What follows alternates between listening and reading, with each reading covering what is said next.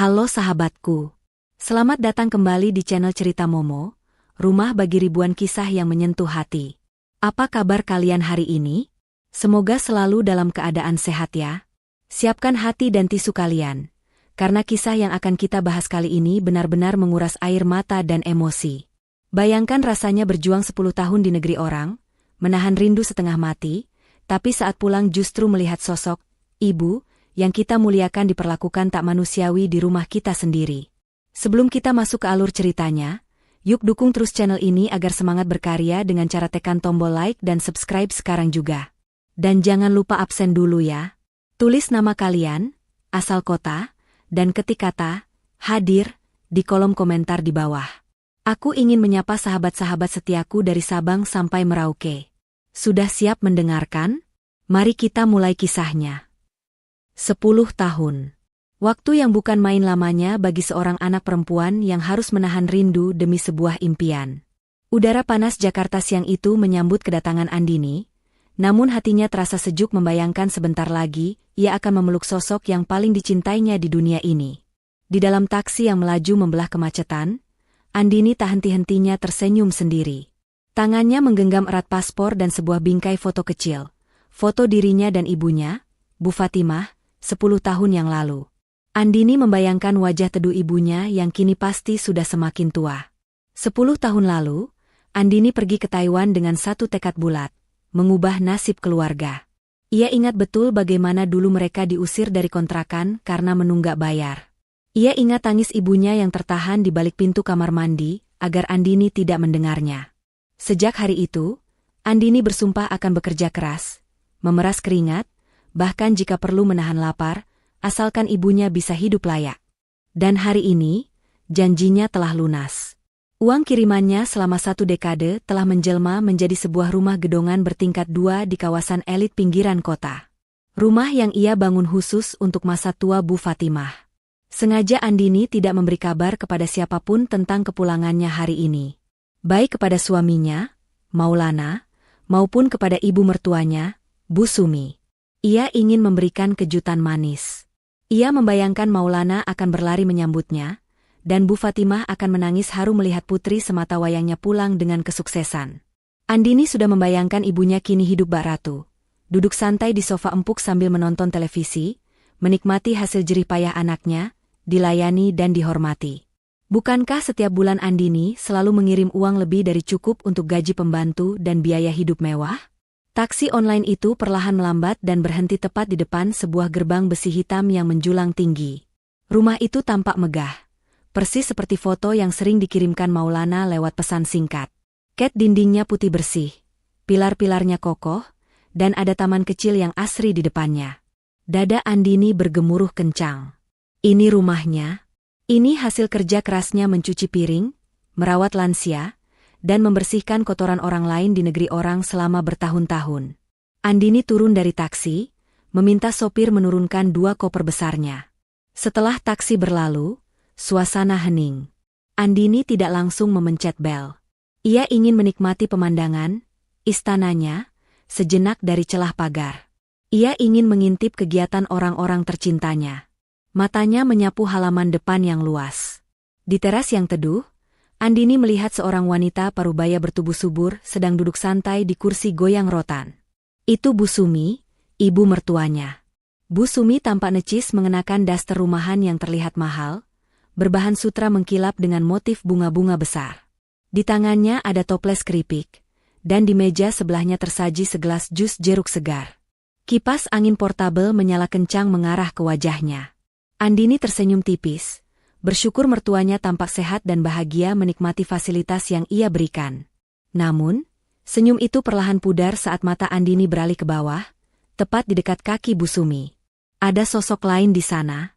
Seorang wanita tua, bertubuh kurus kering, mengenakan kaos oblong lusuh yang warnanya sudah memudar menjadi abu-abu kusam dan celana kain yang kedodoran. Wanita tua itu sedang berjongkok, tangannya memegang sikat lantai kasar. Ia sedang menyikat noda di lantai teras dengan tenaga yang terlihat lemah. Punggungnya yang ringkih terlihat naik turun menahan napas.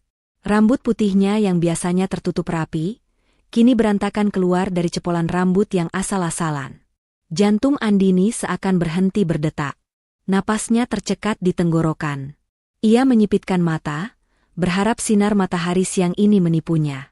Ia berharap matanya salah lihat. Mungkin itu pembantu baru yang mereka pekerjakan? Tapi, postur tubuh itu, cara wanita itu menyeka keringat di dahinya dengan punggung tangan. Andini kenal betul gerakan itu. Tiba-tiba terdengar suara bentakan keras dari mulut Bu Sumi yang menembus, hingga ke balik pagar tempat Andini berdiri mematung. Heh, gosok yang bener dong. Itu noda sirup lengket banget. Masa nggak ilang-ilang dari tadi? Kamu niat kerja nggak sih? Dasar tua bangka lelet. Awas ya kalau semut pada datang ke sini gara-gara kamu nggak becus kerjanya. Wanita tua yang sedang berjongkok itu, hanya mengangguk pelan, tanpa berani menatap wajah Bu Sumi. Iya, Bu maaf, ini sedang saya sikat sekuat tenaga. Jawabnya dengan suara parau dan gemetar. Suara itu, suara lembut yang selalu membacakan doa setiap kali Andini menelepon dari Taiwan. Suara yang selalu berkata, "Ibu sehat, nak, kamu makan yang banyak ya." Itu suara ibunya. Itu Bu Fatimah. Dunia Andini runtuh seketika. Langit yang cerah mendadak terasa gelap gulita. Kakinya lemas, seolah tulang-tulangnya dicabut paksa. Bagaimana mungkin? Bagaimana mungkin ibunya, wanita yang ia minta untuk dijaga dan dimuliakan, wanita yang menjadi alasan ia rela membuang masa mudanya menjadi buruh migran, kini berjongkok menyikat lantai di bawah kaki mertuanya? Andini melihat Bu Sumi menendang pelan ember air di dekat Bu Fatimah dengan ujung kakinya, membuat air sabun sedikit menciprat ke wajah ibunya. Bu Fatimah hanya diam, menyeka cipratan air itu dengan ujung kaos lusuhnya, lalu kembali menyikat lantai dengan tangan yang gemetar. Tidak ada perlawanan. Tidak ada kemarahan. Hanya kepasrahan yang menyayat hati. Air mata Andini jatuh tanpa bisa ditahan. Panas dan perih. Bukan air mata haru seperti yang ia bayangkan di dalam taksi tadi, melainkan air mata kemarahan dan luka yang teramat dalam. 10 tahun ia banting tulang, mengirimkan uang puluhan juta setiap bulan, hanya untuk melihat ibunya dijadikan babu di rumah yang dibeli dengan keringat anaknya sendiri. Cengkeraman tangan Andini pada gagang koper terlepas. Brak! Koper besar itu jatuh menghantam aspal jalanan. Suaranya cukup keras memecah keheningan siang itu. Di teras, Bu Sumi terlonjak kaget sampai toples keripiknya hampir tumpah. Bu Fatimah menghentikan gerakan menyikatnya dan menoleh ke arah pagar. Kedua wanita tua itu menatap ke arah gerbang. Di sana, berdiri Andini dengan wajah merah padam, air mata bercucuran, dan tatapan mata yang menyeratkan badai besar akan segera datang. Pandangan mata Andini dan Bu Fatimah bertemu. Mata tua yang lelah itu membelalak kaget, seolah tak percaya melihat putrinya berdiri nyata di sana. Namun bagi Andini, tatapan ibunya itu seperti pisau yang mengiris jantungnya. Tatapan seorang ibu yang tertangkap basah sedang menderita demi menutupi kebohongan agar anaknya tenang. Andini mengepalkan tangannya kuat-kuat hingga kukunya memutih. Ini bukan penyambutan yang ia impikan. Ini adalah awal dari perang. Suara koper yang menghantam aspal itu bagaikan petir di siang bolong bagi penghuni rumah mewah tersebut. Bu Sumi yang tadinya duduk santai bak nyonya besar, seketika melompat dari kursi rotannya. Wajahnya yang penuh polesan bedak tebal mendadak pucat pasi saat menyadari siapa yang berdiri di balik pagar. Keripik di tangannya berhamburan ke lantai. Ia menoleh panik ke arah pintu utama rumah sambil berteriak dengan suara melengking yang sumbang. Maulana, Lana, cepat keluar. Istrimu pulang, teriak Bu Sumi dengan nada panik yang tidak bisa disembunyikan. Dari dalam rumah, Maulana muncul dengan tergopoh-gopoh, masih mengenakan kaos oblong dan celana pendek. Rambutnya acak-acakan seperti orang yang baru bangun tidur siang. Matanya melebar sempurna saat melihat sosok Andini berdiri di depan gerbang. Ada kilatan ketakutan di mata laki-laki itu, ketakutan yang biasanya muncul pada seorang pencuri yang tertangkap basah. Namun, hanya dalam hitungan detik, ekspresi ketakutan itu lenyap, berganti dengan senyum lebar yang dipaksakan. Topeng sandiwara mereka mulai dipasang. Bu Sumi bergegas lari membuka gerbang. Bahkan saking gugupnya, ia sempat menendang ember cucian Bu Fatimah hingga terguling, membuat air kotor menggenangi teras marmer yang mahal itu. Tanpa mempedulikan Bu Fatimah yang basah kuyup terkena cipratan, Bu Sumi langsung menghambur memeluk Andini. Aroma parfum menyengat menusuk hidung Andini, Berbanding terbalik dengan bau keringat Apek yang tercium samar dari arah ibunya yang masih mematung. Ya ampun, Andini, menantuku sayang. Kenapa pulang tidak bilang-bilang? Kalau bilang kan ibu bisa suruh Maulana jemput di bandara, tidak usah naik taksi begini, cerocos Bu Sumi dengan nada yang dibuat-buat semanis madu. Ia memeluk Andini erat-erat, seolah ingin menghalangi pandangan Andini ke arah teras. Andini membiarkan tubuhnya dipeluk. Namun tangannya tetap lurus di samping badan, kaku seperti patung. Matanya tidak lepas menatap Bu Fatimah yang kini berusaha berdiri dengan susah payah. Kaki wanita tua itu tampak gemetar, mungkin karena terlalu lama berjongkok. Ibu. Lirih Andini, suaranya tercekat. Ia melangkah ingin menghampiri ibunya, namun Maulana dengan sigap memotong jalannya. Suaminya itu langsung merangkul pundak Andini, menariknya menjauh dari jangkauan Bu Fatimah. Sayang, Mas rindu sekali sama kamu, seru Maulana berlebihan, mencium pipi kanan dan kiri Andini. Lihat kamu, makin cantik, makin bersih. Duh, istri Mas yang paling hebat sudah pulang. Andini menepis pelan tangan Maulana, tatapannya dingin.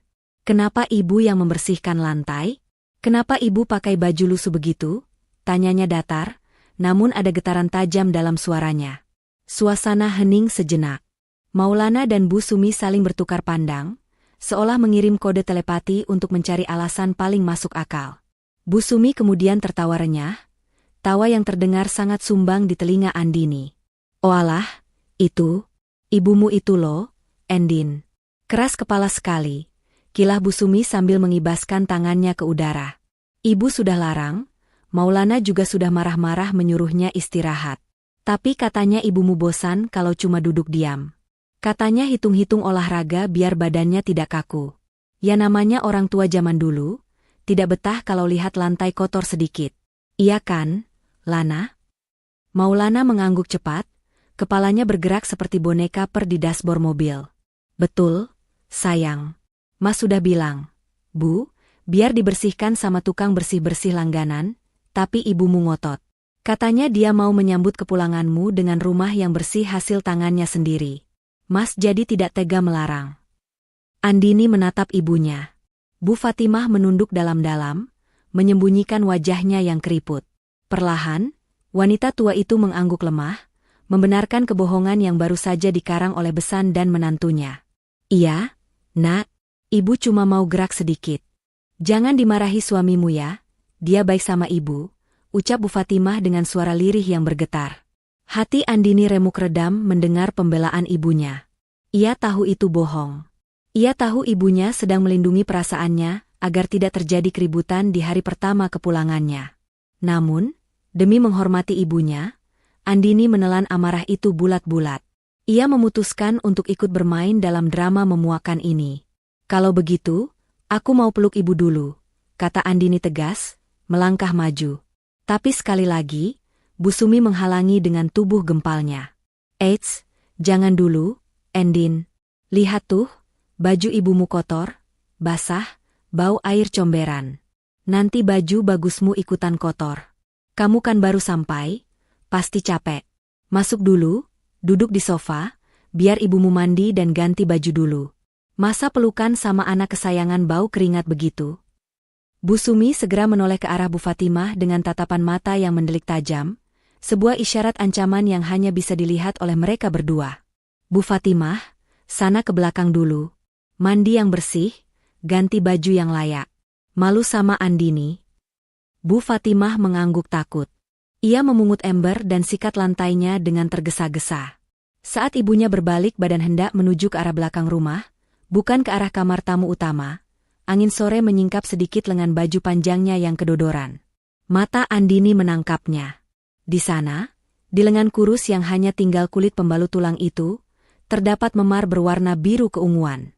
Memar itu terlihat baru, seperti bekas cengkeraman tangan yang kasar. Napas Andini tertahan. Itu bukan luka karena jatuh. Itu luka kekerasan. Andini ingin berteriak, ingin mengejar ibunya dan memeriksa seluruh tubuh rentanya. Tapi Maulana sudah menarik tangannya dengan lembut namun memaksa, membawanya masuk ke dalam rumah mewah itu. Ayo masuk, sayang. Mas sudah belikan sofa kulit asli dari Itali pesananmu.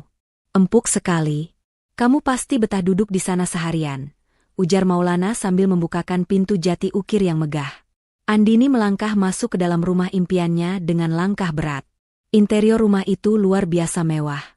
Lantai marmer berkilau, lampu gantung kristal, dan perabotan mahal memenuhi setiap sudut.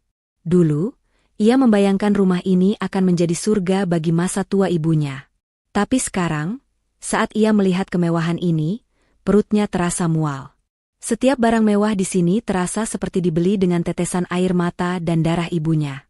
Maulana mendudukkan Andini di sofa besar di ruang tengah, lalu berlutut di depannya, melepas sepatu Andini dengan gaya bak seorang pelayan setia. Mas pijat ya kakinya? Pasti pegalkan di pesawat lama, tawarnya dengan senyum manis yang membuat Andini ingin muntah.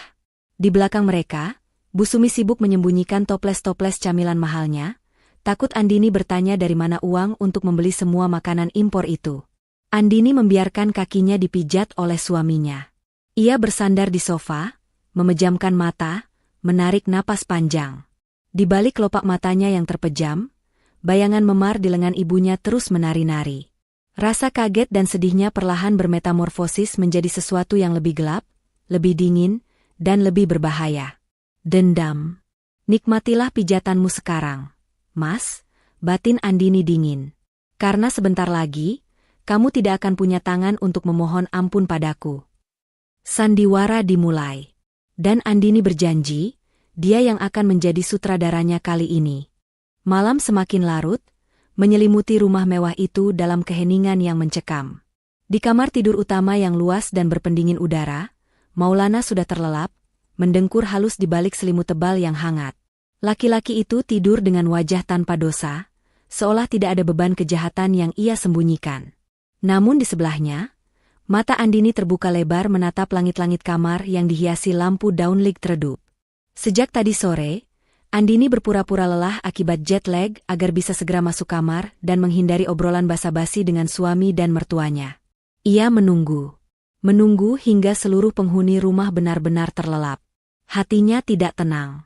Bayangan memar di lengan ibunya dan kebohongan-kebohongan manis yang dilontarkan Bu Sumi terus berputar di kepalanya seperti kaset rusak. Perlahan, Andini menyingkirkan tangan Maulana yang memeluk pinggangnya. Ia turun dari ranjang dengan gerakan sangat hati-hati agar tidak menimbulkan suara decitan. Tanpa mengenakan alas kaki, Andini melangkah keluar kamar seperti hantu, menyusuri lorong rumah yang gelap. Tujuannya satu, kamar tamu di lantai bawah. Dulu, saat merancang denah rumah ini lewat panggilan video, Andini meminta khusus agar kamar tamu di lantai bawah didesain senyaman mungkin untuk Bu Fatimah. Ia meminta kasur ortopedi untuk punggung ibunya yang sering sakit, jendela besar menghadap taman agar ibunya bisa melihat bunga di pagi hari, dan kamar mandi dalam agar ibunya tidak perlu berjalan jauh. Andini sampai di depan pintu kamar itu. Jantungnya berdebar kencang. Ia memutar gagang pintu perlahan. Terkunci. Kening Andini berkerut. Kenapa dikunci? Apakah ibunya dikunci dari luar? Dengan tangan gemetar, Andini mencari kunci cadangan yang biasanya ditaruh di laci bufet ruang tengah. Beruntung, kunci itu masih ada di sana. Dengan napas tertahan, ia membuka pintu kamar itu. Klik. Pintu terbuka. Cahaya lampu dari ruang tengah menerobos masuk, menyinari isi kamar. Andini terbelalak. Kamar itu kosong dari kehidupan manusia. Tidak ada kasur ortopedi, tidak ada lemari pakaian ibunya. Kamar yang seharusnya menjadi tempat istirahat ibunya itu kini penuh sesak dengan tumpukan kardus barang-barang online shop, rak-rak sepatu koleksi Bu Sumi, dan sebuah alat olahraga treadmill yang terlihat jarang dipakai dan kini beralih fungsi menjadi gantungan baju kotor. Kamar ini bukan kamar tidur. Kamar ini telah diubah menjadi gudang barang-barang mewah mertuanya. Ibu. Desis Andini, air matanya mulai menggenang lagi. Jika ibunya tidak tidur di sini, lalu di mana? Firasat buruk menuntun langkah Andini menuju bagian belakang rumah, area servis yang dekat dengan dapur kotor dan tempat mencuci. Semakin ke belakang, udara terasa semakin pengap dan lembab. Bau sisa makanan dan deterjen menguar di udara. Di ujung lorong, dekat pintu keluar menuju jemuran, ada sebuah ruangan kecil bekas gudang penyimpanan alat pel. Ruangan itu sempit. Ukurannya mungkin hanya 2x3 meter. Tidak ada jendela, hanya ventilasi kecil di atas pintu yang tertutup debu tebal. Pintu ruangan itu sedikit terbuka. Andini mendorong pelan pintu kayu yang catnya sudah mengelupas itu. Suara engsel yang berkarat memecah keheningan malam. Cahaya senter dari ponsel Andini menyapu isi ruangan itu, dan pemandangan di depannya membuat lututnya seketika lemas, hingga ia harus berpegangan pada kusen pintu agar tidak ambruk.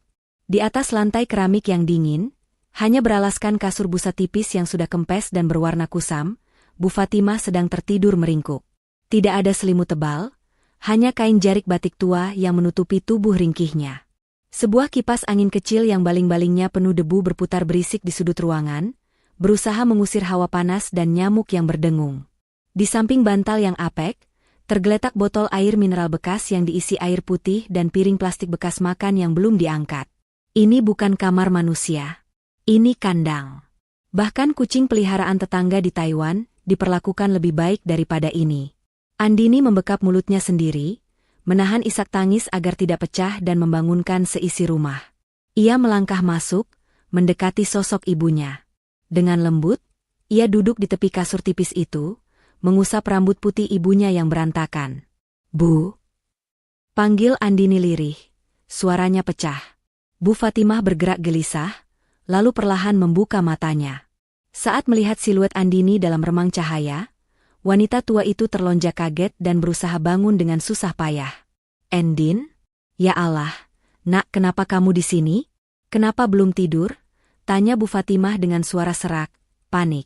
Ia buru-buru menarik kain jariknya untuk menutupi kakinya yang penuh bekas gigitan nyamuk.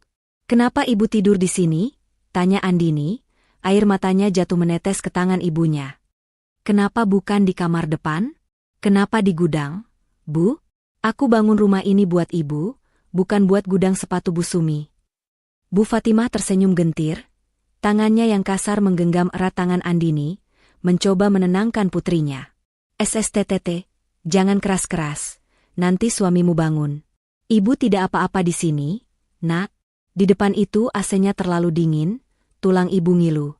Di sini hangat, dekat dapur, jadi kalau ibu mau masak subuh-subuh gampang, tidak perlu jalan jauh." "Ibu bohong," potong Andini tajam. "Ibu tidak pernah suka panas. Ibu juga takut gelap. Dan kamar ini tidak ada jendelanya, Bu. Ini tidak sehat."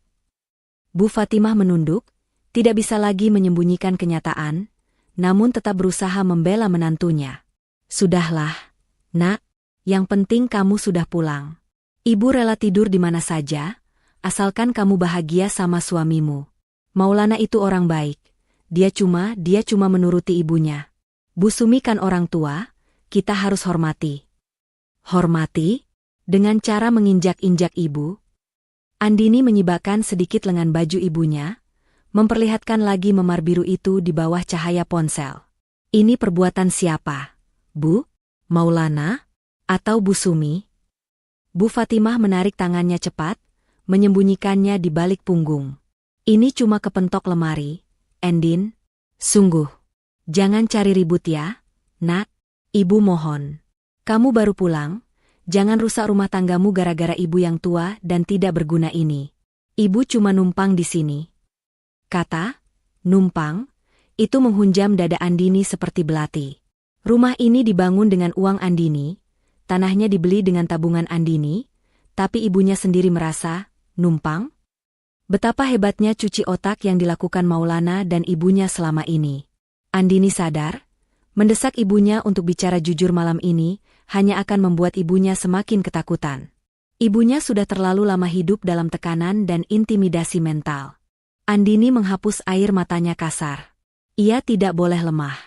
Jika ia menangis terus, ibunya akan semakin sedih. Ia harus kuat. Ia harus menjadi pelindung yang selama ini absen. "Baik, Bu. Kalau ibu bilang begitu," ucap Andini dengan nada yang ia usahakan tenang, meski hatinya membara. Ia membetulkan letak kain jarik ibunya, lalu mencium kening wanita tua itu lama sekali. "Tidurlah lagi. Besok pagi, aku janji keadaan akan mulai berubah." "Kamu jangan marahi suamimu ya," pinta Bu Fatimah cemas. "Tidak, Bu. Aku tidak akan marah-marah," jawab Andini datar. "Aku tidak akan marah, Tapi aku akan menghancurkan mereka pelan-pelan, tambahnya dalam hati. Andini melangkah keluar dari gudang pengap itu, meninggalkan ibunya yang kembali mencoba tidur di tengah dengungan nyamuk. Saat menutup pintu gudang, tatapan Andini berubah total. Kesedihan di matanya lenyap, berganti dengan sorot mata dingin yang mematikan. Di lorong gelap itu, Andini mengepalkan tangannya. Malam ini adalah malam terakhir ibunya tidur di gudang, dan malam ini adalah malam terakhir Maulana serta Bu Sumi tidur nyenyak di atas penderitaan orang lain. Besok, Andini tidak akan lagi menjadi istri penurut yang buta. Besok, ia akan mulai menarik benang-benang kebohongan mereka satu persatu. Andini berjalan kembali ke kamar tidur utama. Ia menatap Maulana yang masih mendengkur. Dalam hati ia berbisik, tidurlah yang nyenyak, Mas. Karena besok, mimpi burukmu akan dimulai. Pagi itu, meja makan di rumah mewah Andini sudah terhidang berbagai macam menu sarapan yang menggugah selera. Ada nasi uduk lengkap, ayam goreng, hingga buah-buahan potong yang segar. Bu Sumi duduk di kursi utama dengan wajah berseri-seri, sementara Maulana sibuk menyendokkan nasi ke piringnya. Pemandangan yang terlihat harmonis bagi orang luar, namun bagi Andini, ini adalah panggung sandiwara babak kedua. Andini keluar dari kamar dengan pakaian rapi. Ia tersenyum manis, senyum yang ia latih semalaman di depan cermin kamar mandi untuk menutupi gejolak amarah di dadanya. Matanya menyapu ruangan, mencari sosok ibunya. Ia menemukan Bu Fatimah sedang berdiri di dekat wastafel dapur kotor, memakan sisa nasi semalam dengan lauk tempe goreng dingin, terpisah jauh dari meja makan keluarga. Hati Andini teriris, namun ia menahan diri untuk tidak meledak saat itu juga. Ia harus bermain cantik. Jika ia mengamuk sekarang tanpa persiapan matang, Maulana dan Bu Sumi bisa saja memutarbalikkan fakta atau menyembunyikan aset-aset yang mungkin masih bisa diselamatkan. Sayang, ayo makan. Masakan ibu enak loh. Maksud mas, masakan beli di depan enak, ujar Maulana, hampir keceplosan bahwa yang memasak semua hidangan mewah itu sebenarnya adalah Bu Fatimah yang bangun sejak jam 3 pagi, bukan dibeli. Andini duduk, meminum sedikit teh hangat. Mas, Bu, aku mau keluar sebentar ya. Mau ketemu Sari, teman SM aku dulu. Kangen, sudah 10 tahun gak ketemu. Sekalian mau mampir ke bank, mau cek saldo tabungan yang selama ini aku kirim ke rekening Mas Maulana buat pegangan ibu. Mendengar kata, ban, dan, cek saldo, sendok di tangan Maulana berdenting keras beradu dengan piring. Wajah Bu Sumi menegang seketika. Loh, kok buru-buru ke bank? Kan kamu baru sampai, Endin. Istirahat dululah. Lagian buku tabungannya kan Mas simpan rapi, nanti Mas ambilkan kalau kamu mau lihat. Gak usah repot-repot ke bank pusat. Cegah Maulana dengan nada gugup, keringat dingin mulai muncul di pelipisnya. Iya, Endin. Lagian ngapain ketemu Sari? Dia itu mulutnya ember. Suka gosip. Gak level sama kamu yang sekarang sudah sukses.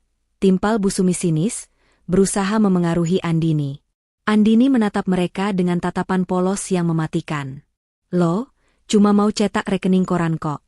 Mas, biar jelas arus kasnya. Kan aku mau mulai bisnis di sini, jadi butuh data keuangan. Tenang aja, aku nggak lama. Tanpa menunggu persetujuan lebih lanjut, Andini bangkit, mencium tangan mertuanya, sebuah gestur penghormatan yang terasa menjijikan baginya saat ini, dan bergegas pergi. Ia tidak membawa mobil rumah, melainkan memesan ojek online agar lebih leluasa. Tujuan pertamanya bukan bank, melainkan sebuah warung kopi kecil di ujung kompleks perumahan. Di sana, Sari sudah menunggu. Pertemuan dua sahabat itu diwarnai tangis haru. Namun, tangis rindu itu segera berubah menjadi tangis kemarahan saat Sari mulai membuka mulut. Endin, maafin aku dan warga sini ya, ucap Sari sambil menggenggam tangan Andini erat. Kami bukan gak mau lapor ke kamu. Tapi tiap kali ada tetangga yang coba negur Bu Sumi soal ibumu yang disuruh kerja rodi, besoknya ibumu yang kena marah habis-habisan. Kami pernah dengar suara piring pecah dan ibumu nangis minta ampun. Kami takut kalau kami lapor, ibumu malah makin disiksa. Andini meremas gelas es tehnya hingga retak. Penjelasan Sari mengonfirmasi segalanya. Jadi benar. Sar, uang bulanan 10 juta yang aku kirim khusus buat ibu nggak pernah terima? Sari menggeleng kuat. Boro-boro, Endin. Ibumu itu kalau sakit cuma beli obat di warung. Pernah sekali ibumu pingsan di pos satpam karena belum makan seharian, padahal waktu itu Bu Sumi lagi pamer tas baru ke ibu-ibu arisan. Ibumu bilang ke kami, dia nggak pegang uang sepeser pun. Katanya semua dipegang Nak Maulana buat tabungan masa depan. Darah Andini mendidih. Cukup sudah kesaksian dari Sari. Sekarang ia butuh bukti hitam di atas putih. Bukti yang tidak bisa disangkal oleh lidah licin suaminya. Andini meluncur ke bank. Karena rekening utama yang ia gunakan untuk mengirim uang adalah rekening atas nama Maulana, karena dulu Andini bodoh dan terlalu percaya, ia tidak bisa mencetaknya langsung. Namun, Andini cerdik. Ia memiliki satu rekening bersama dengan ibunya yang dulu pernah ia buat sebelum berangkat, dan ia tahu Maulana sering memindahkan uang ke sana lalu menariknya lagi untuk mengaburkan jejak. Mengira Andini lupa akan rekening tua itu. Sebagai ahli waris dan pemilik nama, Andini berhasil meminta riwayat transaksi lengkap. Saat lembaran kertas rekening koran itu keluar dari printer, tangan Andini gemetar membacanya. Matanya menelusuri baris demi baris angka yang tercetak. Di sana, terpampang jelas kebusukan suaminya. Tanggal 15 bulan lalu, masuk transfer dari Andini, gaji Taiwan, 25 juta rupiah. Tanggal 16 bulan lalu, penarikan tunai, 10 juta rupiah, keterangan di catatan pribadi Maulana yang ceroboh tertulis di memo transfer internet banking, DPN Max.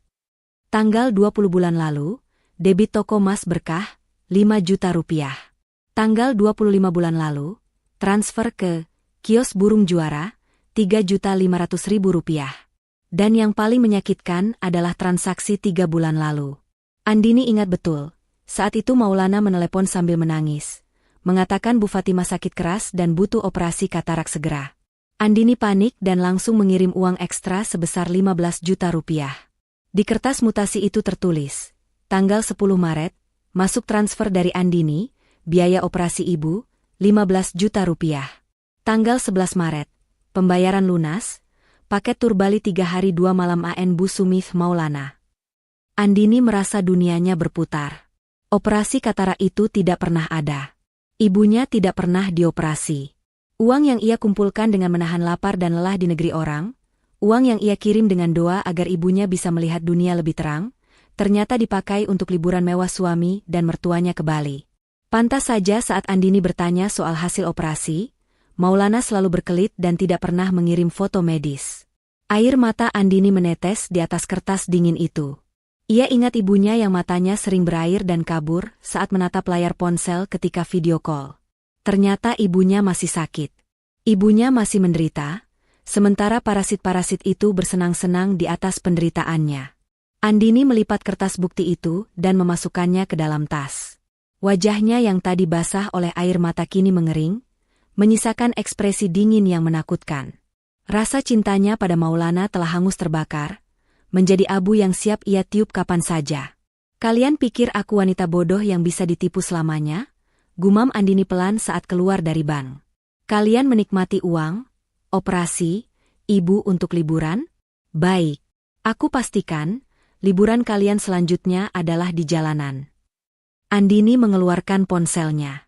Ia tidak langsung pulang. Ia menelepon seseorang, sebuah kontak yang baru saja ia dapatkan dari internet saat menunggu antrean bank tadi. Halo? Apakah benar ini jasa pengacara perceraian dan sengketa harta? Saya butuh konsultasi. Segera.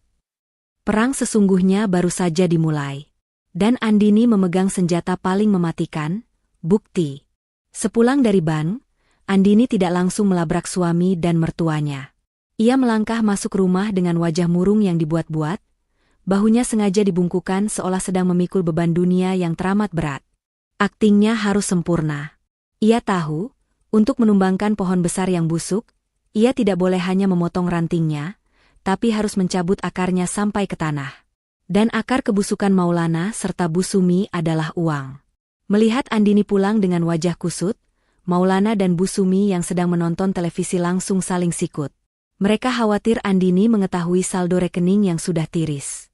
Namun, sebelum Maulana sempat bertanya, Andini sudah lebih dulu menghempaskan tubuhnya ke sofa sambil memijat pelipisnya, mendesah panjang penuh frustrasi. Kenapa, Endin? Kok mukanya ditekuk begitu? Orang bank bilang apa? Tanya Maulana hati-hati, jantungnya berdegup kencang takut ketahuan belangnya. Andini menatap suaminya dengan mata berkaca-kaca, air mata buaya yang ia pelajari dari sandiwara mereka selama ini. Mas, aku bingung. Tadi orang bank bilang, uang tabungan utamaku yang 2 miliar rupiah hasil kerja 10 tahun, tidak bisa dicairkan. Mendengar angka, 2 miliar, mata Bu Sumi langsung membelalak hijau, bersinar terang mengalahkan lampu kristal di ruang tamu. Rasa takutnya lenyap seketika, berganti dengan keserakahan yang meluap-luap. 2 miliar? Kamu punya uang sebanyak itu, Endin? Pekik Bu Sumi, suaranya melengking girang. Andini mengangguk lemah. Iya, Bu.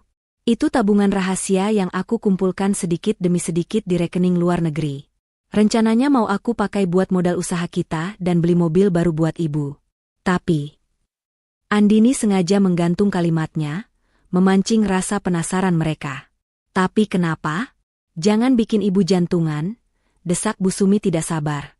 Pihak bank bilang, karena itu transfer dalam jumlah besar dari luar negeri, dananya tertahan sistem keamanan. Kalau mau cair besok, harus ada dana pancingan atau biaya administrasi prioritas sebesar 100 juta rupiah yang disetor tunai hari ini juga ke rekening perantara. Kalau tidak, uang 2 miliar itu akan hangus atau dikembalikan ke Taiwan dan prosesnya bisa memakan waktu tahunan lagi. Maulana menelan ludah. 100 juta. Jumlah yang sangat besar. Apalagi setelah ia menguras uang kiriman Andini untuk foya-foya. Tapi, bayangan uang 2 miliar yang akan segera cair membuat otaknya berhenti berpikir logis. Matematika keserakahan mulai bekerja di kepalanya. Korban 100 juta demi dapat 2 miliar? Itu untung besar. Waduh, Endin, uang kas kita lagi kosong. Mas baru saja pakai buat investasi tanah di luar kota. Bohong Maulana dengan gagap.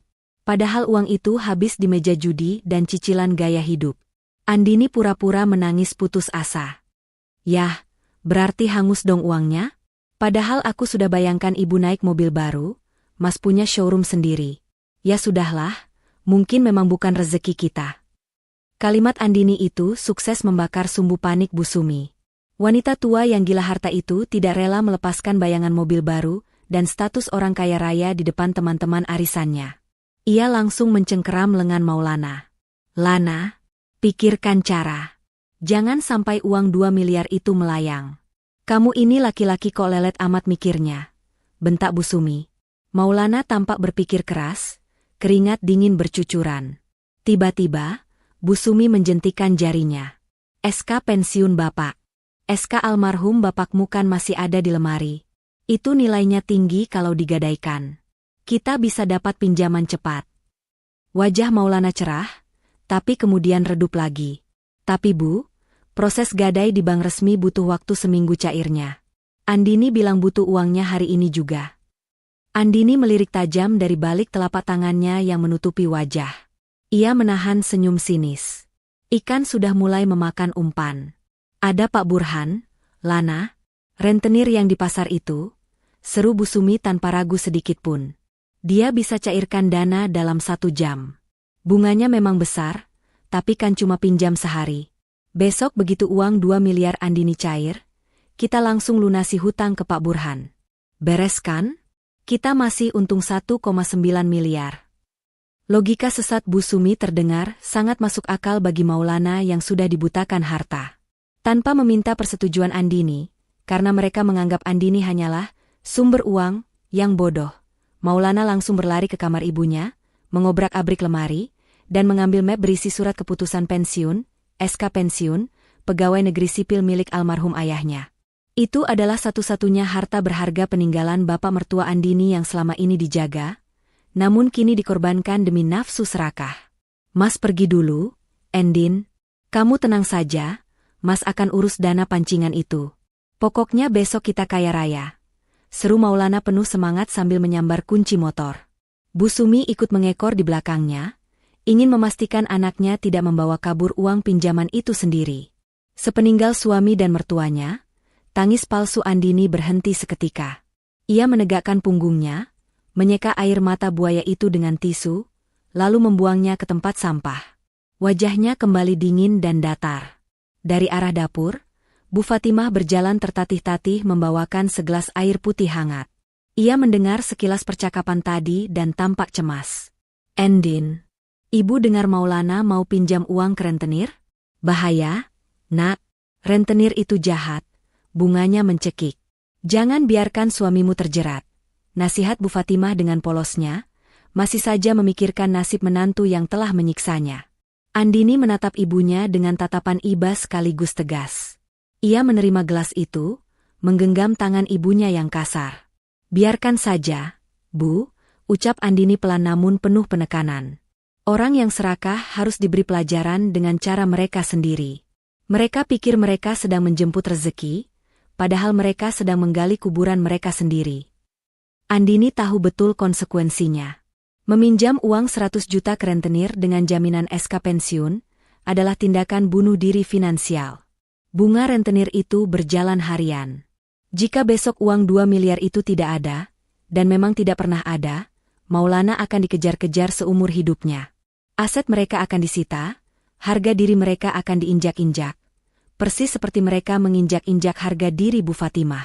Sore harinya, Maulana dan Bu Sumi pulang dengan membawa tas kresek hitam berisi uang tunai 100 juta rupiah. Wajah mereka berseri-seri penuh kemenangan. Tanpa banyak tanya, Maulana langsung menyerahkan uang itu pada Andini. "Ini, sayang, 100 juta tunai. Cepat setor ke rekening perantara itu. Mas sudah tidak sabar jadi miliarder," ujar Maulana Jumawa. Andini menerima uang itu dengan tangan dingin. "Baik, Mas. Aku transfer sekarang lewat mobile banking ya." Andini memang mentransfer uang itu. Tapi bukan ke rekening perantara, fiktif untuk mencairkan dana 2 miliar. Ia mentransfer uang 100 juta itu ke rekening tabungan khusus atas nama Bu Fatimah yang ia pegang aksesnya, sebagai ganti rugi awal atas penderitaan ibunya selama ini. "Sudah beres, Mas," kata Andini sambil menunjukkan bukti transfer palsu yang sudah ia edit sebentar di ponselnya. "Besok pagi uang 2 miliarnya cair." "Alhamdulillah," seru Bu Sumi sambil bertepuk tangan, lalu memeluk Maulana. Mereka berpelukan merayakan kemenangan semu, menari-nari di bibir jurang kehancuran. Malam itu, Maulana dan Bu Sumi tidur dengan mimpi indah tentang mobil mewah dan liburan keliling dunia. Sementara di kamar sebelah, Andini tersenyum puas. Ia tahu, saat matahari terbit besok, mimpi indah mereka akan berubah menjadi mimpi buruk yang tak berujung. Jerat telah terpasang, dan mangsanya sudah terikat kuat. Matahari belum tinggi benar, tapi kesibukan di rumah mewah itu sudah seperti pasar pagi. Hari ini adalah hari ulang tahun Bu Sumi. Karena merasa dirinya akan segera menjadi miliarder berkat uang 2 miliar hayalan Andini, Bu Sumi memutuskan untuk menggelar pesta syukuran dadakan yang mewah malam ini juga. Ia mengundang seluruh teman arisan, tetangga kompleks, hingga kerabat jauh yang selama ini jarang disapa. Tujuannya cuma satu, pamer. "Ayo, cepat kerjanya. Jangan lelet." Suara cempreng Bu Sumi menggema dari ruang tengah. Andini yang baru keluar kamar melihat pemandangan yang membuat darahnya mendidih. Rumah itu sedang didekorasi dengan bunga-bunga palsu dan pita emas. Maulana sibuk menelepon catering dan sewa tenda, berhutang sana-sini dengan jaminan, besok dibayar lunas. Tapi yang paling menyakitkan adalah melihat Bu Fatimah. Di dapur, Bu Fatimah yang kakinya masih sakit, dipaksa mengupas sekarung kentang dan memotong tumpukan daging sapi sendirian. Wajah tuanya banjir keringat, napasnya tersengal-sengal. Sementara Bu Sumi duduk santai di meja makan sambil memilah-milah baju pesta mana yang akan ia pakai, sesekali membentak Bu Fatimah jika pisau di dapur berhenti berbunyi. "Bu," panggil Andini tajam, menghampiri meja makan. "Kenapa Ibu Fatimah disuruh masak sebanyak ini? Kan Mas Maulana sudah pesan catering." Bu Sumi menoleh tanpa rasa bersalah. "Ah, catering kan cuma buat tamu VIP, Endin. Kalau buat tetangga yang biasa-biasa, sayang uangnya. Mending masakan ibumu, gratis dan rasanya lumayan. Hitung-hitung dia bayar sewa numpang tidur dan makan di sini." Tangan Andini terkepal di samping tubuhnya. Kata-kata, numpang, itu lagi. Ingin rasanya ia menampar mulut mertuanya itu dengan sertifikat rumah yang asli. Tapi Andini menahan diri. "Sabar, Andini. Sedikit lagi." Biarkan mereka terbang tinggi sebelum kamu hempaskan ke tanah, batinnya. Andini berjalan ke dapur, mengambil pisau dari tangan ibunya. Ibu istirahat saja. Biar Andini yang lanjutkan atau kita beli saja lauk tambahan di warung. Bu Fatimah menahan tangan Andini, menggeleng lemah. Matanya menyiratkan ketakutan. Jangan, nak, nanti Bu Sumi marah. Ibu nggak apa-apa kok. Ibu senang bisa bantu acara mertuamu. Kamu dandan yang cantik sana, kan kamu bintangnya nanti malam. Malam pun tiba. Rumah itu terang benderang oleh lampu hias. Tamu-tamu mulai berdatangan dengan pakaian necis. Musik dangdut koplo diputar cukup kencang dari speaker sewaan. Bu Sumi berdiri di pintu depan Bak Ratu Inggris, mengenakan kebaya penuh payet yang menyilaukan mata, lehernya dililit kalung emas tebal, yang Andini tahu itu emas muda hasil kredit. Wah, Jeng Sumi, pestanya meriah banget. Dengar-dengar menantunya sukses besar ya di Taiwan? Tanya seorang ibu-ibu berlipstik merah menyala. Bu Sumi tertawa lebar, memamerkan gigi palsunya. Oh jelas dong. Andini itu menantu emas saya. Rumah ini, mobil, semua hasil didikan saya ke dia. Makanya dia berbakti banget. Sebentar lagi dia mau cairkan 2 miliar buat saya loh, Jeng. Tamu-tamu berdecak kagum, memuji Bu Sumi yang dianggap sukses mendidik anak dan menantu. Maulana berdiri di samping ibunya, membusungkan dada dengan bangga, seolah dialah yang bekerja keras. Sementara Andini berdiri di pojokan, tersenyum kecut melihat sirkus kemunafikan ini. Mana minumannya? Kok gelas tamu pada kosong? Teriak Bu Sumi tiba-tiba, suaranya melengking mengatasi suara musik. Ia menoleh ke arah lorong dapur. Dari sana, muncullah Bu Fatimah. Ibunya mengenakan seragam pelayan berwarna hitam putih, bekas seragam pembantu tetangga yang dipinjam paksa oleh Bu Sumi. Bu Fatimah membawa nampan besar berisi gelas-gelas sirup merah yang berat. Langkahnya tertatih-tatih, tangannya yang kurus gemetar hebat menahan beban nampan itu. Andini melihat pemandangan itu dari seberang ruangan. Jantungnya serasa ditusuk ribuan jarum. Ibunya, wanita yang melahirkannya dengan taruhan nyawa, kini dijadikan tontonan sebagai pelayan di pesta orang yang merampok harta anaknya. Lama banget sih.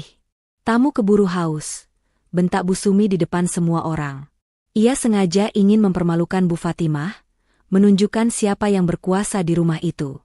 Bu Fatimah mempercepat langkahnya dengan gugup.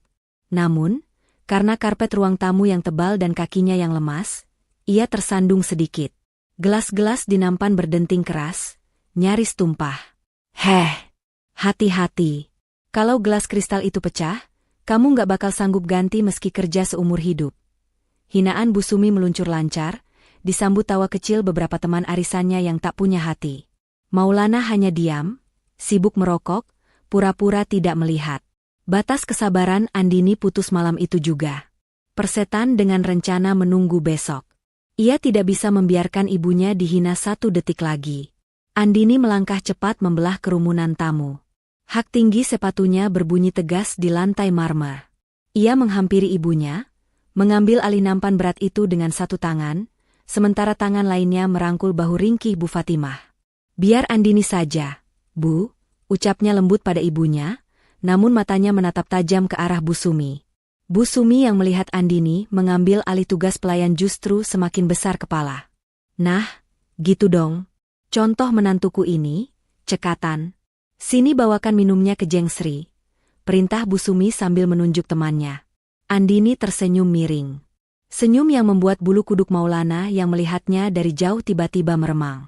Andini berjalan mendekati Bu Sumi yang sedang berdiri di tengah ruangan, tepat di bawah lampu kristal, memamerkan gaun mahalnya. Ini minumannya, Bu, kata Andini. Saat jarak mereka tinggal 1 langkah, Andini sengaja, tersandung, kaki meja yang jelas-jelas terlihat. Biur. 1 nampan penuh berisi sirup merah kental itu tumpah seluruhnya. Bukan ke lantai, tapi tepat mengguyur tubuh Bu Sumi dari dada hingga ke kaki. Gaun kebaya mahal berwarna krem itu seketika berubah warna menjadi merah darah, lengket dan basah kuyup.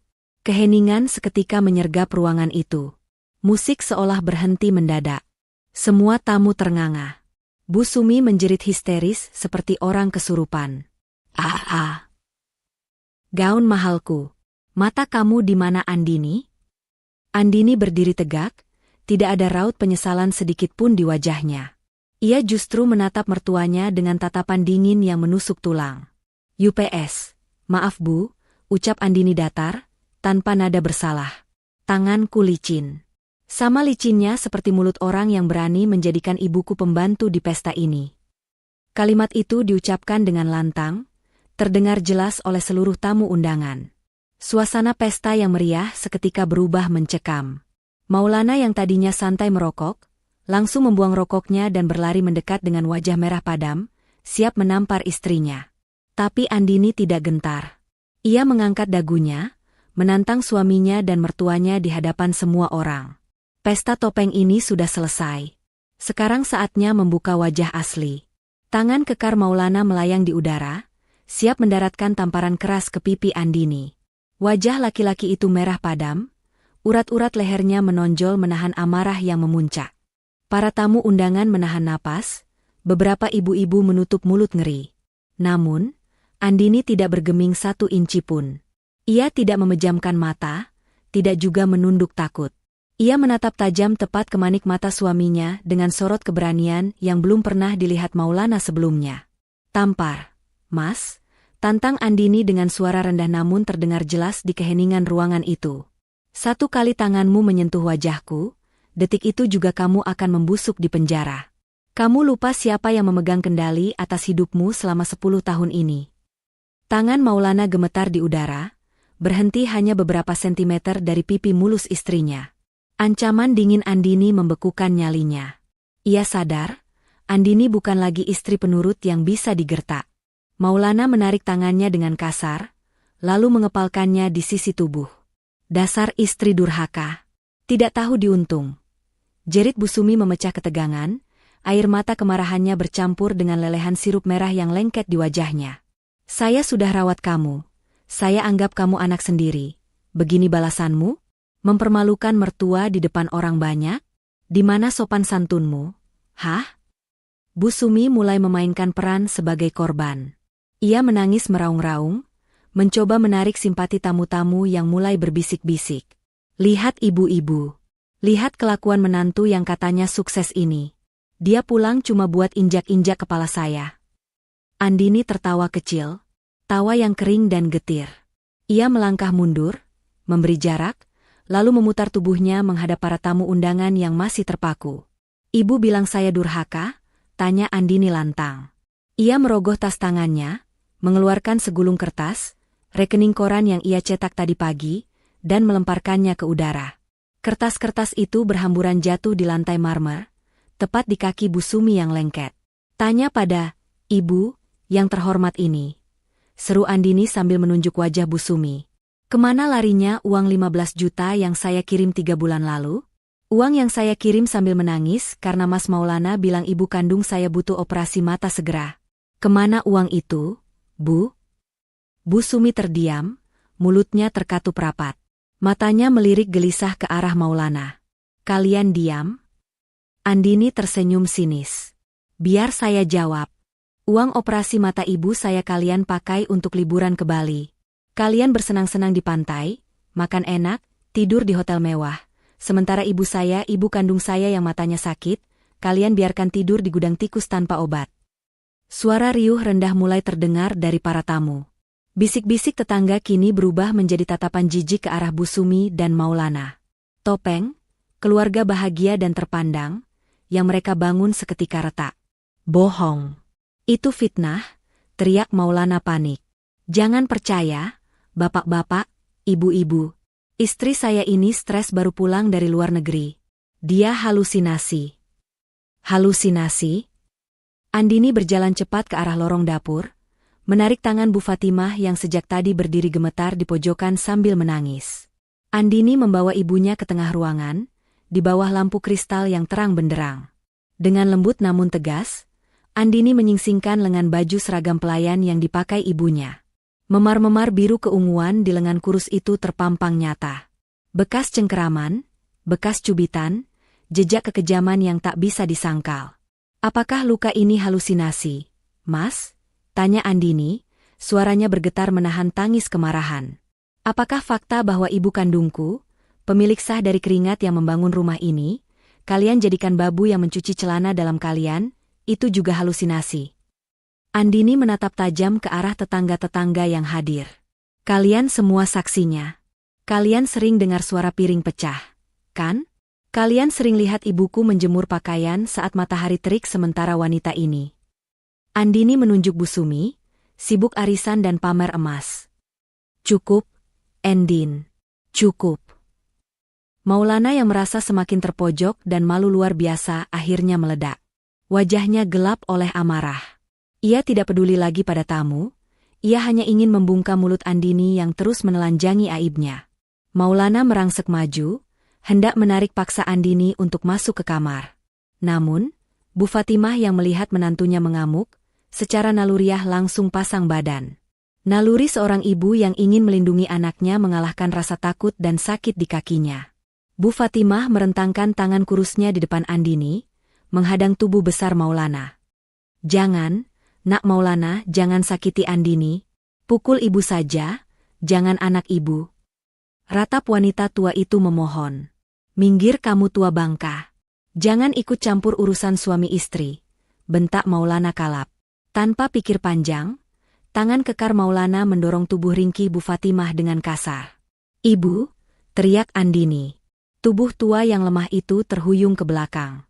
Kaki Bu Fatimah yang memang sudah sakit tak mampu menahan keseimbangan. Ia terpental, menghantam sudut meja kayu jati yang keras, lalu jatuh terjerembab ke lantai dengan suara gedebuk yang menyakitkan. Aduh! Rintihan pelan keluar dari mulut Bu Fatimah sebelum ia memegang pinggangnya dan meringis kesakitan. Waktu seolah berhenti. Ruangan pesta yang gaduh seketika senyap. Hening yang mencekam. Semua mata tertuju pada Bu Fatimah yang tergeletak tak berdaya di lantai, dan pada Maulana yang berdiri dengan tangan masih terulur kaku, napasnya memburu. Maulana membeku. Matanya membelalak melihat ibu mertuanya terjatuh. Ia sadar, ia baru saja melakukan kesalahan fatal. Kesalahan yang tidak bisa ditebus dengan kata maaf atau sandiwara apapun. Andini tidak berteriak lagi. Ia tidak menangis histeris. Ia menjatuhkan dirinya ke lantai, memeluk tubuh ibunya. Saat ia mendongak menatap Maulana, tidak ada lagi api kemarahan di matanya. Api itu sudah padam, digantikan oleh dinginnya es kutub yang mematikan. Tatapan itu bukan tatapan seorang istri kepada suami, melainkan tatapan seorang eksekutor kepada terpidana mati. Kamu. Desis Andini, suaranya pelan namun terdengar seperti vonis hukuman mati di telinga Maulana. Kamu baru saja menggali kuburanmu sendiri, Mas. Malam pesta itu berakhir bukan dengan tiup lilin atau potong kue, melainkan dengan kehancuran total martabat Maulana dan keluarganya. Dan bagi Andini, pintu maaf sudah tertutup rapat, dikunci mati, dan kuncinya telah ia buang ke dasar lautan kebencian. Pagi itu, sinar matahari terasa seperti sorotan lampu interogasi yang menyilaukan bagi Maulana dan Bu Sumi. Rumah mewah yang semalam penuh dengan hiasan pesta, kini berantakan bak kapal pecah. Sisa-sisa makanan berserakan, gelas-gelas kotor menumpuk, dan aroma amis sirup yang tumpah semalam masih tercium menyengat di ruang tamu. Namun, bukan kekacauan itu yang membuat keringat dingin sebesar biji jagung mengalir di pelipis Maulana. Mereka duduk di ruang tengah dengan wajah tegang. Bu Sumi yang biasanya cerewet, kini membisu 1000 bahasa. Matanya bengkak sisa menangis semalam karena malu. Sementara itu, Andini duduk tenang di sofa tunggal sambil menyeruput teh hangat, seolah tidak terjadi apa-apa. Di sampingnya, Bu Fatimah duduk diam, pinggangnya sudah dikompres dan diobati, menatap anak menantunya dengan pandangan nanar. Endin. Suara Maulana memecah keheningan, terdengar parau dan putus asa. Sekarang sudah jam 9 pagi. Mana uang 2 miliar itu? Kita harus segera melunasi hutang ke Pak Burhan. Bunganya jalan per jam, Endin. Tolonglah, jangan main-main. Andini meletakkan cangkir tehnya perlahan. Bunyi denting piring tatakan keramik terdengar nyaring di ruangan yang sunyi itu. Ia menatap suaminya dengan tatapan datar, tanpa ekspresi. Belum sempat Andini menjawab, suara gedoran keras di pintu depan membuat seisi rumah terlonjak. Dok, dok, dok, keluar. Bayar hutang atau kami dobrak. Suara teriakan garang terdengar dari luar, diikuti suara tendangan ke pagar besi. Wajah Maulana dan Bu Sumi seketika pucat pasi, darah seolah tersedot habis dari wajah mereka. Itu suara anak buah Pak Burhan, si rentenir kejam. Jatuh tempo pembayaran adalah pagi ini. Maulana panik setengah mati. Ia berlari ke arah jendela, mengintip dari balik tirai. Di depan pagar, 3 orang berbadan tegap dengan wajah sangar sudah berdiri menunggu. Salah satunya memegang linggis. Mati aku, mati aku. Gumam Maulana gemetar. Ia berbalik menatap Andini, lalu berlutut di kaki istrinya. Andini, cepat transfer uangnya.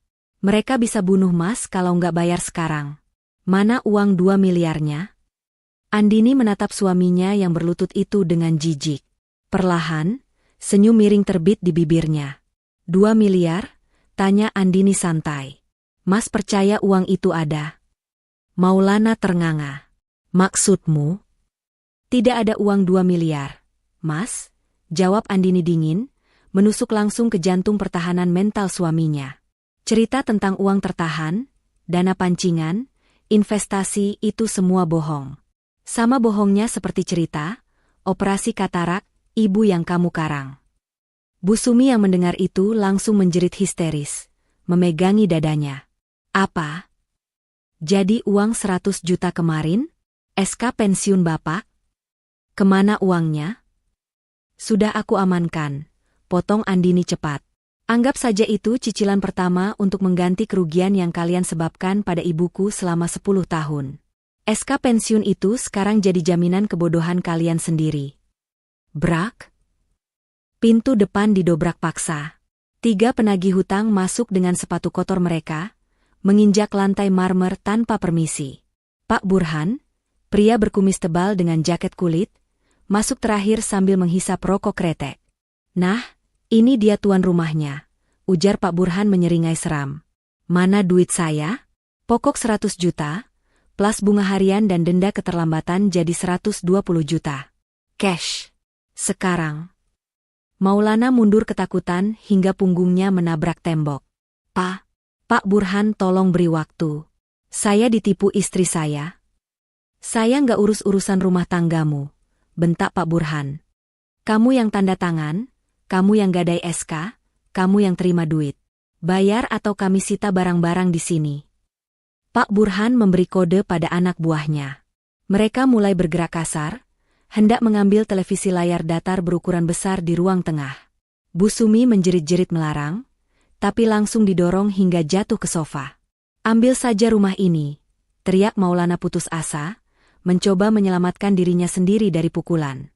Sita rumah ini Pak. Ini rumah saya. Nilainya miliaran, cukup buat bayar hutang. Mendengar itu, Pak Burhan mengangkat tangan, menyuruh anak buahnya berhenti. Matanya berbinar licik. Boleh juga. Mana sertifikatnya? Ada di lemari. Ambil saja. Seru Maulana, rela kehilangan tempat berteduh asalkan nyawanya selamat. Tunggu. Suara Andini terdengar tajam, memotong transaksi gila itu. Andini berdiri tegak, melangkah maju menghadapi para preman itu tanpa rasa takut sedikitpun. Dari dalam tas kerjanya yang ia siapkan di meja, ia mengeluarkan sebuah map hijau. Ia menarik selembar kertas tebal berhologram, sertifikat hak milik, SHM.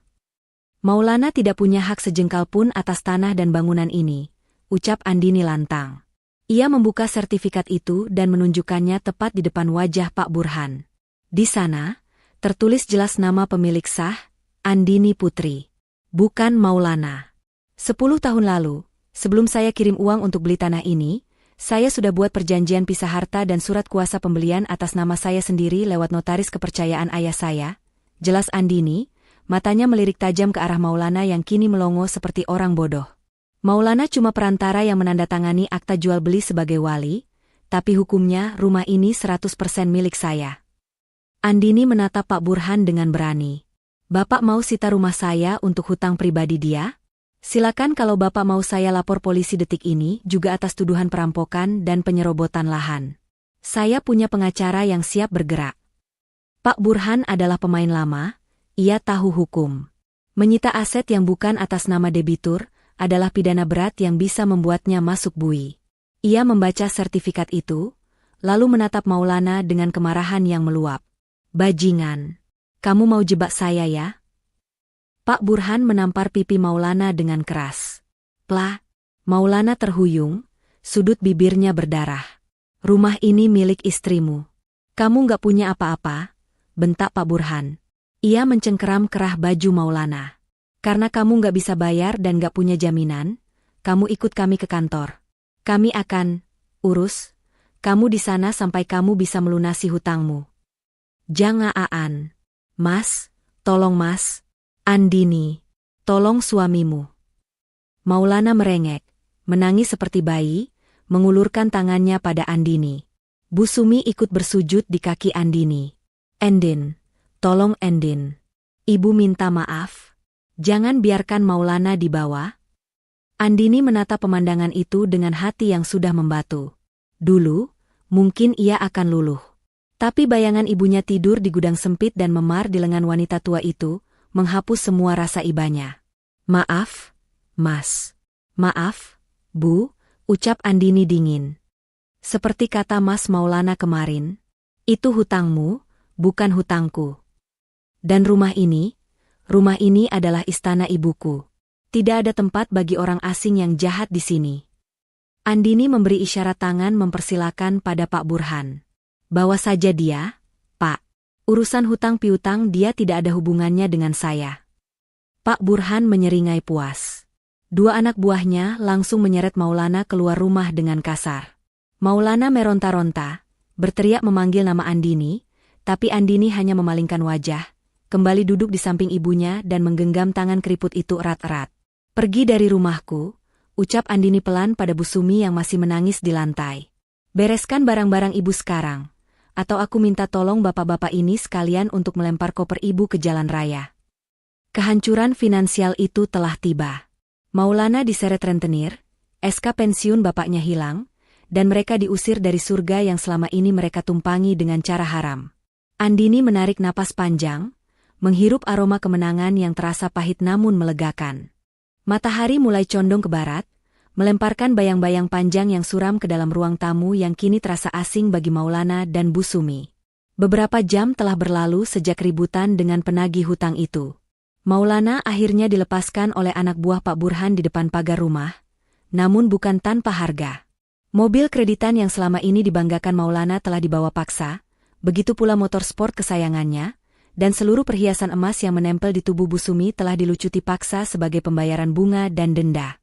Kini, laki-laki yang dulu berjalan dengan dagu terangkat itu duduk bersimpuh di lantai marmer, bajunya sobek di bagian bahu, wajahnya lebam, dan sudut bibirnya masih menyisakan darah kering. Di sampingnya, dua koper besar berisi pakaian mereka sudah tergeletak tak berdaya. Tidak ada lagi keangkuhan, tidak ada lagi tawa mengejek. Yang tersisa hanyalah aroma kekalahan yang menyengat.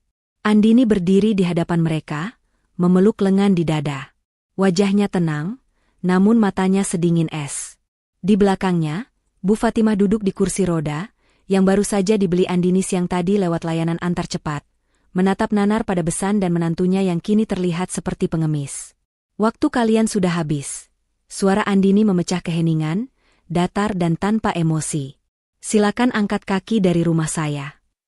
Mendengar pengusiran itu, tangis Bu Sumi pecah kembali. Wanita tua yang biasanya gila hormat itu kini merangkak. Benar-benar merangkak, mendekati kaki Andini. Ia memeluk kaki menantunya itu erat-erat, air matanya membasahi celana panjang Andini. Endin. Ibu mohon. Endin. Jangan usir ibu. Ratap Bu Sumi dengan suara serak yang menyedihkan. Ibu sudah tua, Endin. Mau tinggal di mana ibu kalau diusir? Rumah kontrakan ibu yang dulu sudah habis masa sewanya. Ibu tidak punya siapa-siapa lagi selain kamu dan Maulana. Tolonglah, Nak. Ibu janji akan berubah. Ibu mau jadi pembantu di sini tidak apa-apa, asalkan jangan usir ibu ke jalanan. Andini menunduk, menatap wanita yang dulu memaki ibunya, tua bangka tak berguna, itu. Tidak ada rasa iba sedikit pun di hati Andini. Yang ia lihat bukanlah mertua yang malang, melainkan monster yang telah mencuri 10 tahun kebahagiaan ibunya. Jadi pembantu, ulang Andini sinis. Ibu pikir menjadi pembantu itu mudah? Ibu pikir enak disuruh tidur di gudang pengap tanpa jendela? Ibu pikir enak dimaki-maki saat menyikat lantai sampai tangan gemetar?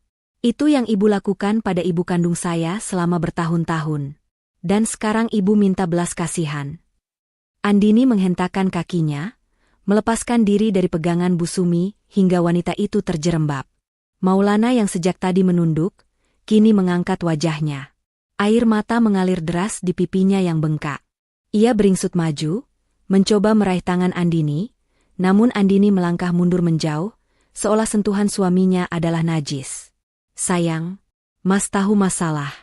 Mas hilaf. Isak Maulana, suaranya bergetar hebat. Mas dibutakan harta. Tapi Mas masih suamimu, Endin. Kita punya kenangan indah dulu sebelum kamu berangkat ke Taiwan. Ingat janji pernikahan kita? Dalam suka dan duka? Masa kamu tega membuang suamimu saat sedang jatuh begini? Beri Mas satu kesempatan lagi, Endin. Mas rela kerja apa saja, Mas rela jadi sopir kamu, asalkan kita tidak pisah. Andini tertawa kecil, tawa yang terdengar sangat miris. Janji pernikahan? Kamu bicara soal janji pernikahan pada wanita yang kamu tipu habis-habisan? Kamu selingkuh dengan uangku, kamu siksa ibuku, dan kamu masih berani bawa-bawa janji suci. Andini berjongkok, mensejajarkan wajahnya dengan wajah Maulana. Ia menatap mata suaminya dalam-dalam, mencari sisa-sisa cinta yang mungkin masih ada. Tapi nihil. Yang ia temukan hanya kehampaan. Dengar baik-baik, Mas, bisik Andini tajam. Andini yang dulu, yang bodoh dan penurut itu, sudah mati. Dia mati tepat saat melihat ibunya tidur beralaskan tikar di gudang. Cintaku padamu sudah habis, Mas. Sudah kering. Tidak ada tetes tersisa untuk pengkhianat sepertimu. Tapi aku suamimu, Endin, teriak Maulana putus asa. Mantan, koreksi Andini cepat. Surat gugatan cerai akan sampai ke alamat barumu, dimanapun selokan tempat kamu tidur nanti, besok pagi. Pengacaraku sudah mengurus semuanya, termasuk tuntutan pidana atas penggelapan dana dan kekerasan dalam rumah tangga terhadap ibuku. Maulana ternganga. Ia tidak menyangka Andini sudah bergerak sejauh itu. Harapannya untuk memanipulasi perasaan istrinya hancur lebur. Bu Fatimah yang sedari tadi diam, perlahan memutar roda kursinya mendekat. Hati seorang ibu memang selembut sutra. Meski telah disakiti sedemikian rupa, ia tidak tega melihat orang lain menderita. Endin. Panggil Bu Fatimah lirih. Apa tidak bisa dibicarakan baik-baik? Biar bagaimanapun mereka pernah jadi keluargamu. Andini menoleh pada ibunya, tatapannya melembut seketika. Ia bangkit dan memeluk bahu ibunya dari belakang. Justru karena Andini sayang sama ibu, Andini harus membuang racun ini dari hidup kita, Bu. Kalau Andini biarkan mereka tinggal, sama saja Andini membiarkan ular berbisa tidur di kasur kita. Ibu sudah cukup menderita. Sekarang giliran mereka belajar arti hidup susah. Andini kembali menatap suami dan mertuanya dengan sorot mata final. Tangannya menunjuk ke arah pintu keluar yang terbuka lebar. Pergi, perintah Andini. Satu kata. Singkat, padat, dan mutlak. Andini. Bu Sumi mencoba merayu lagi. Pergi, bentak Andini keras, membuat seisi ruangan bergetar. Atau aku panggil satpam kompleks untuk menyeret kalian seperti sampah. Maulana tahu ia sudah kalah telak. Dengan gemetar, ia bangkit berdiri, kakinya goyah. Ia memapah ibunya yang masih menangis terseduh-seduh untuk berdiri. Dengan langkah berat, mereka meraih koper-koper itu. Setiap langkah menuju pintu keluar terasa seperti berjalan menuju tiang gantungan. Saat mereka melangkah keluar dari teras, langit sudah mulai gelap. Gerbang besi hitam yang megah itu terbuka. Maulana sempat menoleh ke belakang sekali lagi, menatap istana yang seharusnya bisa ia nikmati seumur hidup jika saja ia tidak serakah. Ia menatap Andini yang berdiri tegak bak Dewi pembalas dendam di ambang pintu, dengan Bu Fatimah di sampingnya. Pintu jati besar itu perlahan ditutup oleh Andini dari dalam. Blam! Suara pintu tertutup itu menjadi penanda akhir dari segalanya. Maulana dan Bu Sumi berdiri di pinggir jalan aspal yang dingin. Tanpa mobil, tanpa uang, tanpa rumah, dan tanpa harga diri. Angin malam mulai menusuk kulit, membawa kabar buruk tentang masa depan yang suram. Dari balik pagar, mereka mendengar suara kunci diputar 2 kali. Klik, klik. Mereka benar-benar sudah terusir. Langit bergemuruh pelan, rintik hujan mulai turun, seolah alam pun setuju untuk membasuh jejak kotor mereka dari halaman rumah itu. Maulana menatap ibunya, dan Bu Sumi menatap anaknya. Di mata mereka, tidak ada lagi kasih sayang ibu dan anak, yang ada hanya tatapan saling menyalahkan dalam diam. Kehancuran mereka sempurna. 1 bulan telah berlalu sejak malam badai itu. Rumah mewah dengan pilar-pilar tinggi yang dulu menjadi saksi bisu penderitaan Bu Fatimah, kini tampak sepi. Sebuah papan besar bertuliskan, "Dijual cepat," terpampang jelas di pagar depan. Andini memutuskan untuk melepaskan istana itu. Baginya, rumah itu bukan lagi lambang kesuksesan, melainkan monumen keserakahan dan luka hati yang ingin ia kubur dalam-dalam. Uang hasil penjualan rumah itu sebagian ia sumbangkan ke panti jompo, seolah ingin membasuh sisa-sisa energi negatif yang melekat pada harta tersebut. Pagi itu, udara terasa sangat segar, berbeda dengan udara kota yang penuh polusi dan kemunafikan. Sebuah mobil MPV berwarna putih melaju perlahan membelah jalanan pedesaan yang di kanan kirinya terhampar sawah hijau menguning. Di dalam mobil, Andini menyetir dengan senyum yang merekah tulus, senyum yang sudah 10 tahun hilang dari wajahnya. Di kursi penumpang sampingnya, Bu Fatimah duduk dengan wajah berseri-seri, kaca jendela dibuka sedikit membiarkan angin pegunungan membelai wajah tuanya yang kini tampak lebih segar dan berisi. "Kita sudah sampai, Bu," ucap Andini lembut sambil membelokkan mobil memasuki halaman sebuah rumah kayu bergaya joglo yang asri. Rumah itu tidak semegah rumah gedongan mereka di kota. Tidak ada lantai marmer impor, tidak ada lampu kristal gantung, dan tidak ada pagar besi menjulang tinggi. Namun, rumah itu dikelilingi halaman luas yang penuh dengan bunga melati dan anggrek, bunga kesukaan Bu Fatimah. Ada kolam ikan kecil dengan gemericik air yang menenangkan, dan sebuah balai-balai bambu di teras depan yang menghadap langsung ke arah gunung. "Masya Allah, indah sekali, Nak," desah Bu Fatimah kagum. Matanya berkaca-kaca. "Ini rumah kita?" "Iya, Bu. Ini rumah kita," jawab Andini sambil mematikan mesin mobil. "Di sini tidak ada tangga tinggi yang bikin kaki ibu sakit. Tidak ada lantai licin yang harus ibu sikat setiap hari. Di sini, ibu cuma punya satu tugas. Bahagia." Mereka turun dari mobil. Andini menuntun ibunya berjalan pelan menuju teras. Tidak ada lagi seragam pelayan lusuh. Bu Fatimah kini mengenakan gamis katun lembut berwarna biru muda dan kerudung senada yang membuatnya terlihat anggun. Sari, sahabat Andini yang ikut membantu pindahan, menghampiri mereka sambil membawa nampan berisi teh hangat dan pisang goreng. "Endin, kamu dengar kabar terbaru soal mantan suamimu?" tanya Sari hati-hati. Andini menggeleng pelan sambil mendudukkan ibunya di kursi goyang. "Aku tidak peduli lagi, Sar. Tapi, apa kabar mereka?" "Tadi pagi aku lewat pasar induk," cerita Sari. "Aku lihat Bu Sumi sedang ribut sama pedagang sayur. Dia jualan kerupuk keliling tapi diusir karena menghalangi jalan. Bajunya kucel, Endin. Terus si Maulana, aku dengar dia sekarang kerja serabutan jadi kuli panggul di pasar itu. Mereka tinggal di kontrakan petak pinggir kali yang sering banjir. Tiap hari isinya cuma bertengkar saling menyalahkan siapa yang bikin mereka miskin." Mendengar itu, Bu Fatimah menghela napas panjang. Ada rasa iba di mata tuanya, tapi ia tahu itu adalah buah yang mereka tanam sendiri. "Semoga mereka sadar dan bertaubat ya, Nak," gumam Bu Fatimah tulus. Andini mengangguk. Ia tidak merasa senang di atas penderitaan mereka, ia hanya merasa lega karena keadilan Tuhan telah bekerja dengan sempurna. "Sudah, Bu, jangan pikirkan mereka lagi. Masa lalu biarlah berlalu."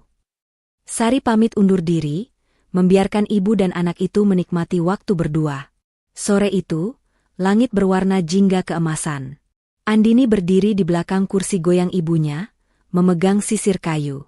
Dengan perlahan dan penuh kasih sayang, ia mulai menyisir rambut putih ibunya yang sudah memanjang.